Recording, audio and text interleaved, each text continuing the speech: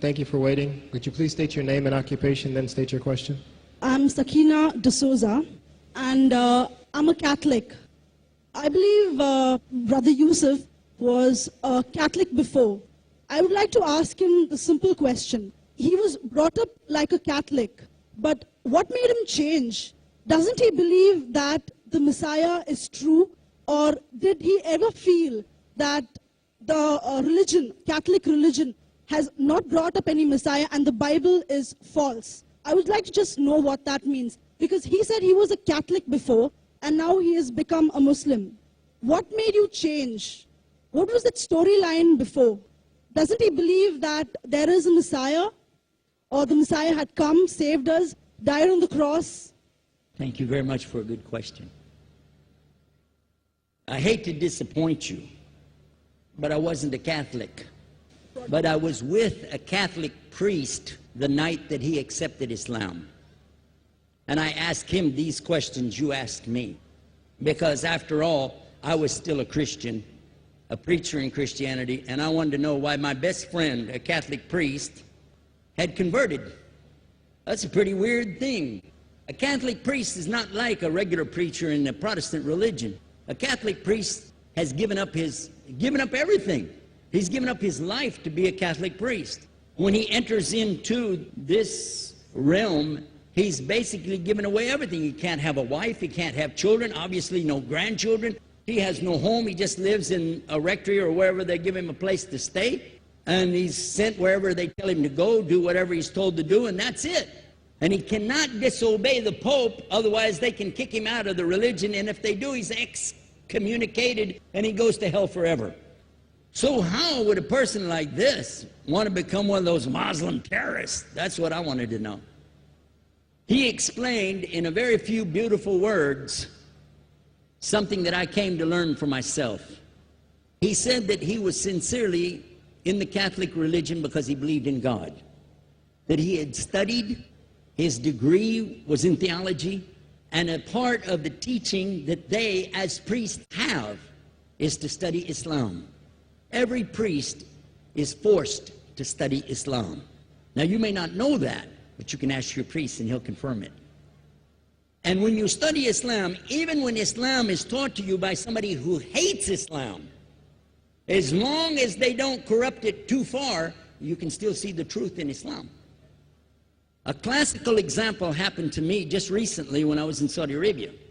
A friend of mine, very old copy of one of the first Qurans ever translated to English by George Sale.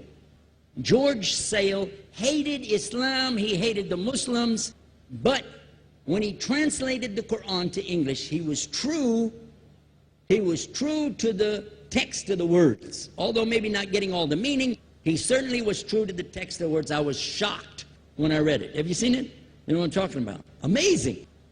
And listen to this. George Bernard Shaw, for instance, is one of many, a long list of people who read this and realized the truth of Islam. When people see the truth of Islam, it can change them if they want to be guided. If they want the truth, it can change them. You might think, I'm a Catholic, I'll never be anything but a Catholic. But I'm going to ask you a question, and I want you to be honest. This is not for you to, start a debate, but just be honest. Was Jesus a Catholic?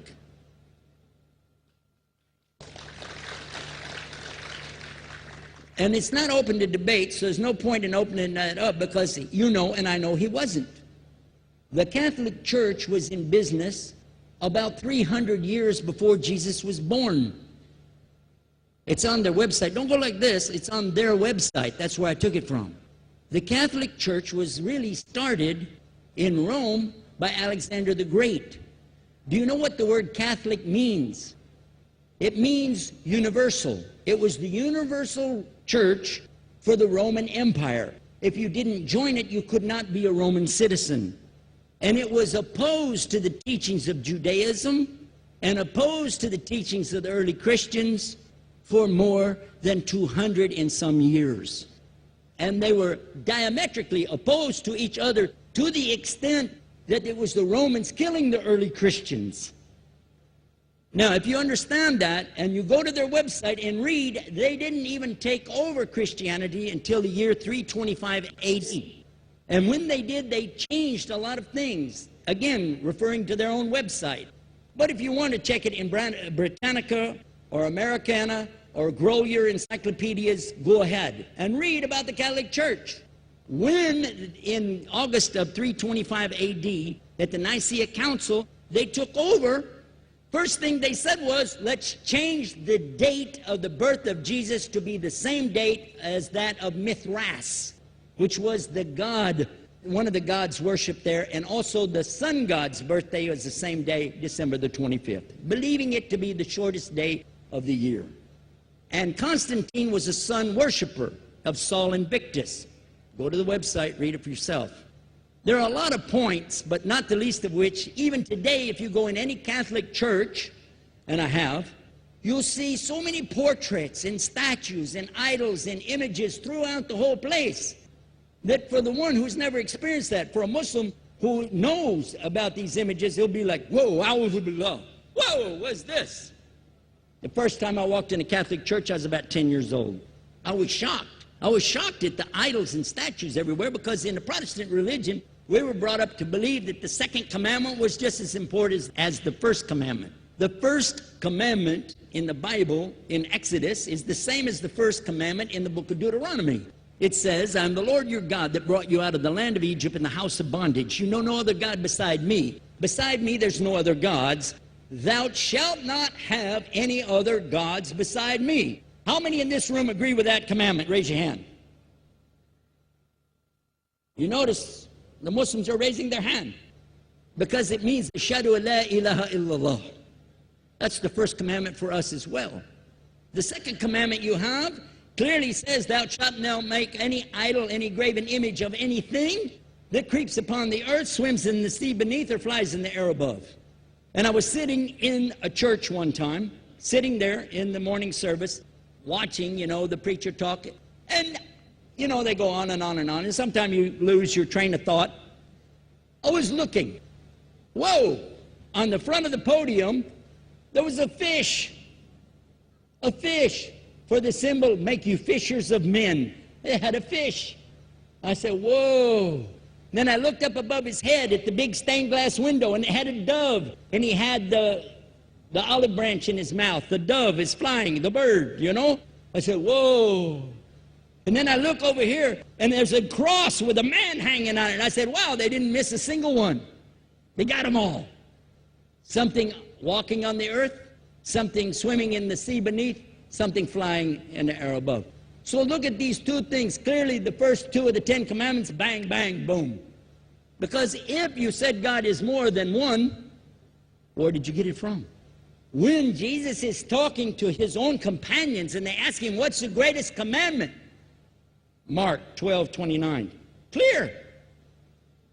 The greatest commandment is to know, O Israel, the Lord your God is one God. And you have to love him with all your heart and all your mind and all your strength.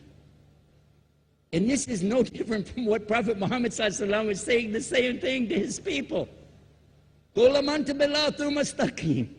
Same thing I mentioned in the lecture.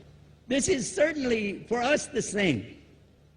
So what you see is Muslims practicing the commandments, and you see people claiming the commandments but practicing something else.